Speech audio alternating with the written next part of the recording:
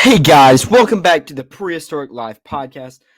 I am your host, Eric Crawford, and today we're going to go ahead and dive on in to the Hadrosaur month dinosaur Saurolophus. Not Parasaurolophus, just Saurolophus. I know it's confusing and very misleading, misreading because of whatever scientists decided to name it. So Saurolophus is kind of like Parasaurolophus, but it's basically got the body of Parasaurolophus, but the only thing that's really different is the crest, if you can tell.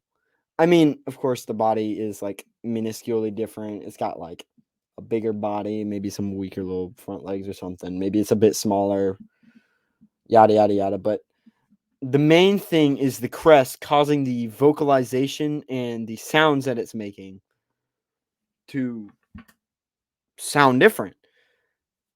Also, update, I have decided not to do an episode on the evolution of why hadrosaurs made sounds because the answer is just defense mechanism. And if they live in herds, so if one of them sees a predator, it just makes a sound and then they're all alerted. But all right, that's semantics. All right. So let's dive right into Saurolophus. So it's got the little less curvy and a bit more straight crest. So it's about 31.8-ish feet long, about 2.1 tons, and about 5 feet tall. Its diet is bushes, ferns, berries, other plants like that. Its fossils were found in North America. It's a medium herbivore or a hadrosaur. It's got a hole on its head / crest to make whistle sounds for communication. Like I said, herd mentality. One creature sees T-Rex or something hiding away. It honks and alerts them all. Where was I? Strong back legs for running, but walked on all fours. It lived in herds of 7 to 14, maybe a bit bigger on average. And it lived in things like swamps, forests, jungles, plains, things like that. And it lived 65 to 80 million years ago, or the late Cretaceous period. So that's about, where would that be? What did I say? 65 to 80. So that's about end of the Cretaceous to the Conocaean era, or point in time. And it was founded by Barnum Brown, recovered the first described remains of Saurolophus in 1911, including a complete skull, by the way. If I'm not mistaken, he also discovered Tyrannosaurus Rex. Yes, Barnum Brown discovered Tyrannosaurus Rex in Hell Creek Formation in Montana. We will talk about that. It was also found in like Canada, things like that. Yeah, I mean, the crest is the only major difference. Of course, there's some like minuscule differences of like slight body shape, but yeah, I mean, that's the main difference. So I do have the vocalization of this one. I did not have it for the last one, so I'm going to make up for it by playing Saurolophus sounds. So let's give this bad boy a listen to.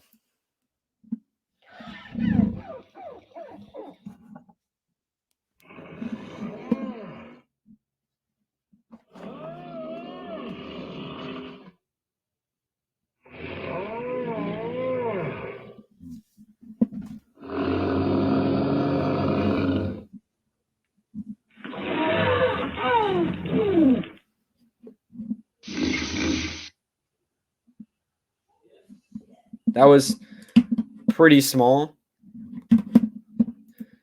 And I mean, yeah, it's got some like clicks and stuff. What the heck was that? All right, that is not what I was looking for. Let's listen to that one more time.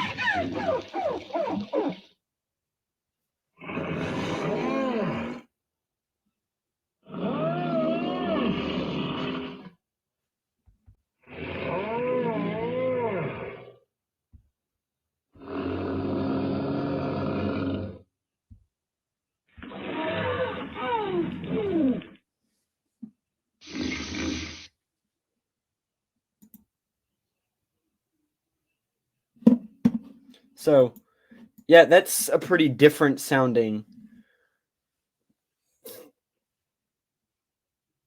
I mean, that sounds very similar to Parasaurolophus a little bit. Parasaurolophus was a bit more honky, if that makes sense. But it's very similar to Parasaurolophus in a lot of aspects, which is probably why it's called Saurolophus. But semantics, that's beside the point. Again, the major difference is the crest. I mean,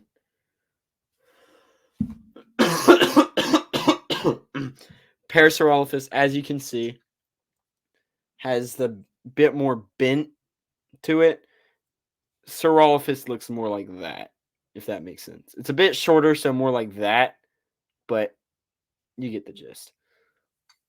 I mean, again, it's a duck build. It's semi-quadrupedal, which means, I mean, it walks on two legs.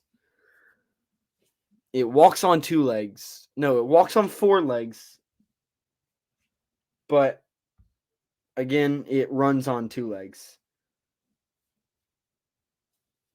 If that makes sense. I mean, walks on four, runs on two. There you go. It's semi-quadrupedal, semi-bipedal. It's got the crest. It sounds a little different. I mean, all these dinosaurs got their own unique, special thing that sets them apart a little bit. Parasaurolophus has the famous bent crest, and it makes that famous sound kind of thing. I can't do it. I don't have a crest with no holes in my brain, but that's besides the point. Saurolophus is more of a deeper bellow-ish kind of sound with a more straight, sharpened crest, if that makes sense. What do I think of Saurolophus? I mean, it's, again, unique, has its own style, needs a better name than rip off Parasaurolophus by just tearing out the para. I mean, seriously. I mean, come on. Give this Bladosaurolophus. I don't know. Straight Crestosaurolophus. Make it something. I mean,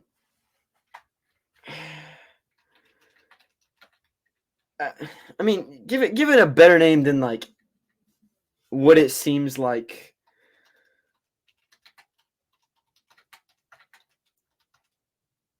Than like what would it be? Tuftosaurolophus. It means crest Saurolophus. I don't know. Something more unique than Saurolophus, which is kind of just sounds like rip off Parasaurolophus. I'm sorry, but I mean, Love the dinosaur. Dinosaur's unique, super cool looking. I mean, it's got its own unique crest. It's got the straight crest. It's got the giant back arch. I mean, it's a really cool looking. So I was about to say sauropod, but it's a hadrosaur. It's a very cool looking hadrosaur. It's got its own unique sounds. I mean, and it's not unknown, but it's not super known. But come on, give him a better name. Come on, man, you're doing him wrong. Barnum Brown, man. I mean, R.I.P. to you. I mean, you discovered a lot of dinosaurs, but still, man, give him a better name than Saurolophus. I mean, yeah, I don't really know what else to say about it other than the minuscule difference of its. Not minuscule. I mean, there's a lot of other differences. Like, I mean, of course, like probably like body arching and things like that, and feeding habits and size of herd and things like that. But the main differences are its crest and its sound. So, yeah, I mean, I don't really know what else to say about it. So, remember to follow on YouTube. Remember to follow the YouTube channel, Prehistoric Life Podcast, for early access to things. Remember to follow the Instagram for extra content.